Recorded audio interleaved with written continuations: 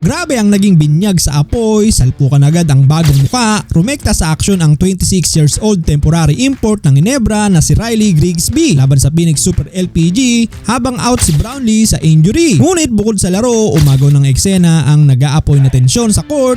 Sa tindi ng gitgitan, uminit ang ulo ni Coach Tim Cone sa pikon ay parang gusto nang manapak ng referee. Sa kabilang banda, ipinasilip din ng Phoenix ang bagong pambato nilang si Gia Mamuyak na bagong lipat mula sa Rain or Shine. Alat ang simula para sa Ginebra, bukod kay JB, bawas din ang pwersa nila dahil injured si Scottie Thompson. Si Riley Grigsby naman ang bumuhat sa simula. Siya ang gumawa ng unang basket at sinundan pa ng corner 3. Kaya lang, mas nag-aapoy ang Phoenix, umiscore agad ang lahat ng starters nila para sa isang dambuhalang 26-7 run. Kaya lumobo agad sa 19 points ang lamang ng Phoenix, buti na lang ay gumawa si Grigsby ng back-to-back layup para kahit paano nabawasan ang agwat. Suabe gumalaw ang bagong import ng Gene Kings pero naiwan namang libre si BJ Johnson para sa isang left-handed dunk. Sok din sa laro si Gia Mamuyak na galing lang sa trade habang si Richie Rivero naman ay sumalubong sa import ng Ginebra. Pagkatapos ng first quarter, tambak ang Ginebra 32-15. Bakbakan agad sa second quarter, nagparamdam agad si Gian Mamuyak ng pull-up jumper pero rumesbak agad ang dambuhalang import na si Riley Grigsby ng end 1. Atake kung atake si Grigsby na sinundan pa ng isa pang end 1, talsik si Tapin sa lakas. Hindi pa natapos ang first half, may 17 points na si Grigsby kaya natunaw ang kalamangan ng Phoenix sa single digit pero hindi nagpatalo si Johnson na sumaklolo gamit ang isa namang showtime dunk. Sa ilalim ng 3 minuto, sumagot si Jeremiah Gray ng 3 mula sa wing pero bago mag-isang minuto ay nagpakawala ng mini-run ng Phoenix. Ang tensyon ay lalong sumiklab nang makakuha si Grigsby ng ikatlong foul. Dito na nagwala si Coach Tim Cone matapos tanggihan ang kanyang challenge. Kulang na lang ay lamunin niya ang mga referee sa galit. Selyado ang halftime sa score na 48-36. Nagpalitan ng maagang pampainit si Grigsby at Johnson pero naging minsan naman ito ng pagka-foul trouble ni Grigsby matapos makakuha ng ika-4 na foul. Sinundan pa ito ng pamatay na alley-oop end 1 ni Johnson. Kahit nagpakitang gila si Grigsby, umabot na sa 29 points kasama ang isang 3. Rumesbak naman si Richie Rivero ng back-to-back basket para iakyat ang 14 points ang kanyang ambag. Mabul man si Grigsby sa dulo gamit ang isa pang 3. LPG pa rin ang may hawak ng manibela 66-55.